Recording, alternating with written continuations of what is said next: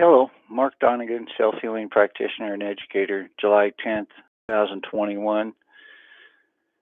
I'm surprised I haven't done a video on fear yet out of my 100 video challenge. I could do a whole 100 videos on fear. Fear impacts our health in many ways, and it impacts self-healing in many ways. Um, I'm facing my own, I guess that's why I brought that up. My own fears, and the only way you can work through your fears is to go back to your basic steps to rebuild your confidence. I recently worked with a mountain climber. I didn't get paid as usual, but it was somebody I met that was going back up on El Capitan to face their fear of freezing on the mountain and having to be carried down. And I felt it my obligation to do my work and to talk to her about her training and to give her the pieces of self-healing about her breath work that I knew from listening to her breath and to her that she was missing. And hopefully, when she's up on that mountain, she will remember when she freezes to exhale. As I told her, hopefully she won't remember me. She'll just hear the words to exhale, and she will live. But fear, and I see it in my work all the time. Fear can be physical, mental, and emotional. Like don't want to go outside and deal with people. Fear. Again, you have to set your confidence. You have to do the things necessary to have your foundation of confidence to face your fears, to go out, deal with life, people, and your problems. I see it all the time in my work. Again, it can affect either the body, the mind, or the emotions. To three separate realms. And I'm dealing with people who are very good with their body and are shitty with their emotions or shitty with their mind. Or, is balance. My work is balance. So I can have somebody that's a great teacher and they can be out of balance. Or I can have somebody that's completely bedbound. And of course, they're out of balance and they're easy to see. So there's all fine tuning in between, and nobody's perfect and nobody's ever there. Everyone has fears. No one that you're looking at a deal with doesn't have a fear, no matter how confident they may seem. If they don't have a fear, they're a fool.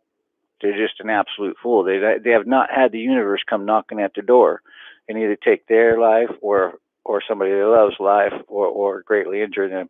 Again, they have not had the universe touch them yet, at least in ways that it's touched me.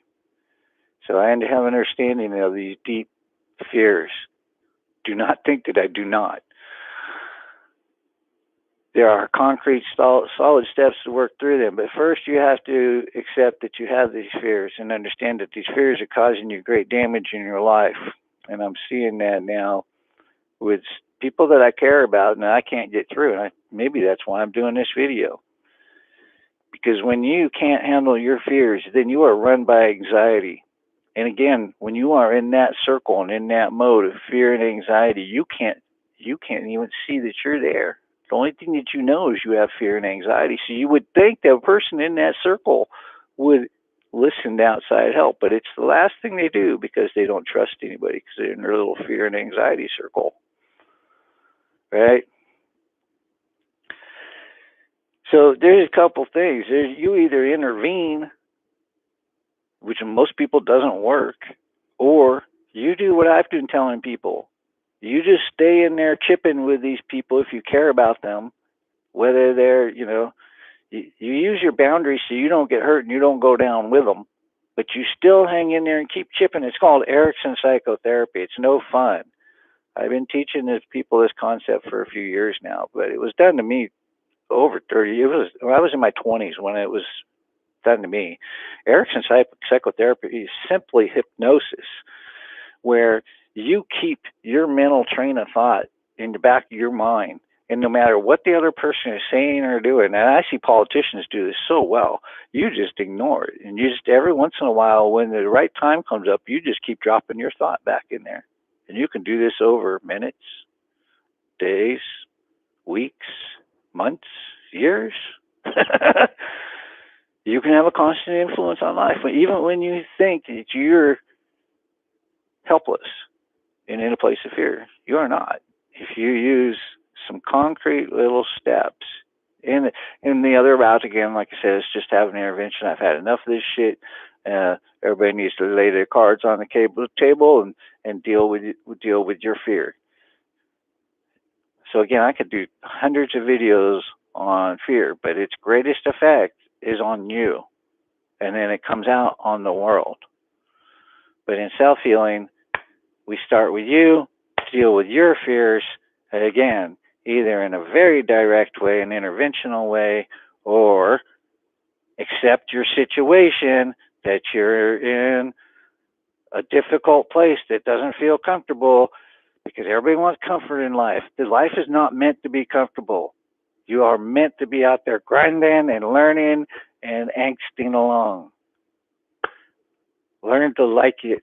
Learn to accept and like your pains when you have them. They are a gift.